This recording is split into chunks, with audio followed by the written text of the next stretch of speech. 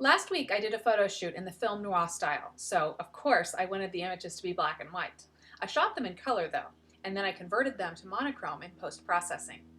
There are lots of ways to convert your color images to black and white in post-processing. You can do it in any photo editing software. There are even lots of ways to modify the monochrome look using filters or manual controls. Many cameras even have a monochrome conversion option in camera, making it possible to convert images without ever even using your computer. For my Noir shoot, I used Apple Aperture 3 to edit my images. Although all of my images had the Noir feel to them, I used different monochrome looks. Let me show you a few of those looks and how I did it. Now we're in Aperture. Here's the photo we're going to play with. I've made several copies of it below so that we can edit it a few different ways.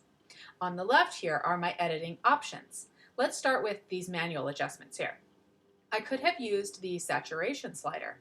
If we slide this all the way down, you have a desaturated or black and white image. I didn't do that though, so let's undo it. Or I could have converted the image to black and white by going to this adjustment, which basically does the same thing. Here I can affect how the black and white looks by using these color sliders here. This is similar to using a color filter on your lens. I did use this method of converting my image, but I didn't play with any of the sliders on these images. Let's leave this one simply converted to monochrome, just like I did when I used it for the shoot.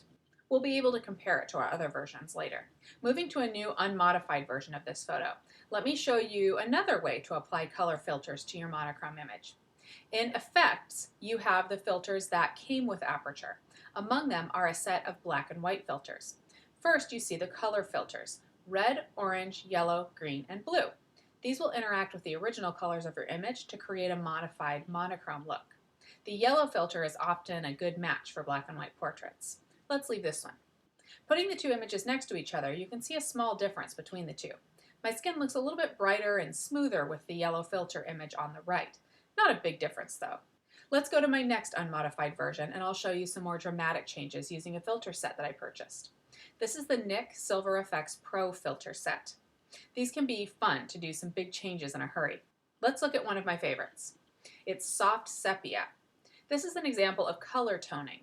This is a monochrome image, but instead of it just being shades of gray, it has a sepia tone to it, or shades of brown. And I can play with the controls here and modify the filter to my liking. Let's save this one so we can go back and compare. Now looking at the three of them, we have the simple black and white conversion on the left, the yellow color filter in the middle, which didn't make a big difference, but I like it because it makes my skin look a little more smooth. And then we have the sepia toning on the right, which is definitely a big difference. There are certainly a million different ways to create black and white images. The filters are fun because they do a lot of the work for you with just the press of a button. You can do all those same things though using the manual controls in your editing software. The filters, they're just shortcuts. Now I just showed you a few methods that I used on this particular shoot. Remember that there are so many. So if you have any questions, let me know.